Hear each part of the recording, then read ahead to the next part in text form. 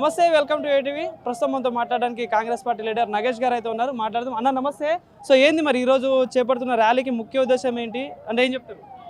First పేదరికం పెరిగిపోతుంది, పూంజీపతులు ఎక్కువైపోతున్నారు. అంటే డబ్బులు ఉన్న వాళ్ళ దగ్గరనే డబ్బులు వస్తున్నాయి, పేదోళ్ళు మాత్రం అక్కడే ఉన్నారు.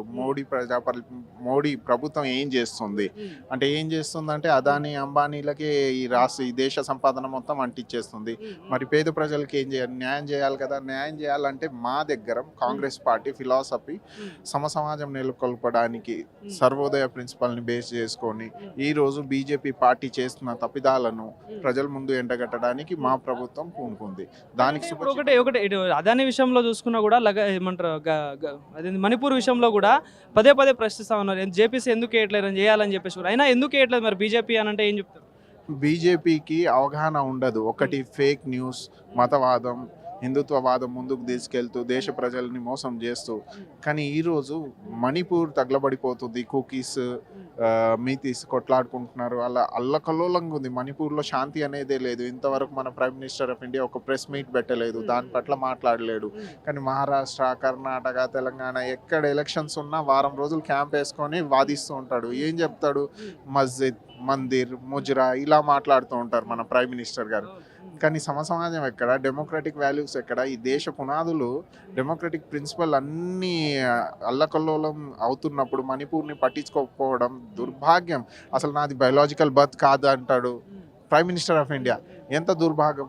అదే రాహుల్ గాంధీ గారు లీడర్ ఆఫ్ అపోజిషన్ కాక ముందు నుంచి అంటున్నాడు, అదానీ అంబానీ ఇది సూట్ పూట్ గవర్నమెంట్ మోసం చేస్తుంది దేశ ప్రజలని. అప్పుడు రాహుల్ గాంధీ ఏమో తిడతా ఉన్నాడు అదానీని, కానీ ఇక్కడ రేవంత్ రెడ్డి ఏమో దోస్తీ చేస్తా ఉన్నాడు అంటూ కూడా చెప్తా ఉన్నారు. ఎంతవరకు వాస్తవం? ఏంది మరి నిజంగా రాహుల్ గాంధీ కరెక్టా, రేవంత్ రెడ్డి కరెక్టా? వాస్తవం అంట, డంకేకి చోట్పే అంట. ఎందుకంట అంటే అదాని ఆ రోజు స్కిల్ డెవలప్మెంట్ యూనివర్సిటీకి 100 కోట్లు ఇస్తే అది రివర్స్ ఇచ్చేశారు మా సీఎం గారు. అంత చిత్తశుద్ధిగా ఉంటాము మేము.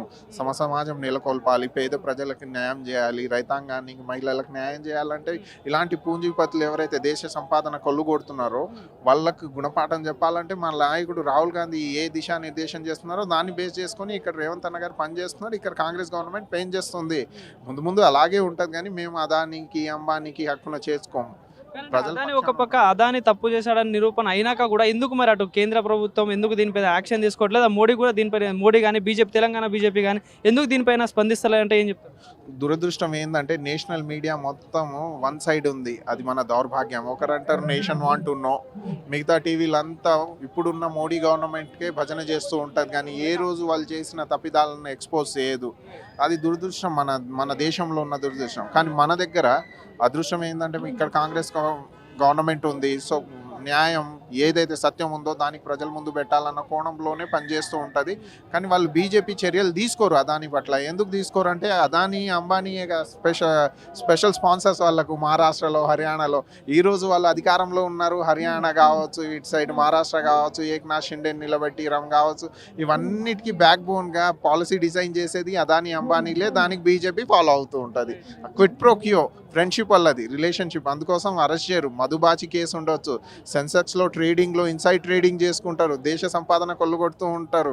అటు యునైటెడ్ స్టేట్లో దొంగ అని అంటే అరెస్ట్ వారెంట్ ఉంది, అయినా సరే అదాని ఇక్కడ ఫ్రీగా మూవ్ అవుతారు. ఎందుకు అంటే బీజేపీ అండాదండ. ఎందుకు బీజేపీ అండాదండ అంటే ఎలక్షన్లో స్పాన్సర్ చేసి కాబట్టి, ఈరోజు మహారాష్ట్ర చేజిక్కించుకోరు కాబట్టి, హర్యానా చేజిక్కించుకోరు కాబట్టి. అది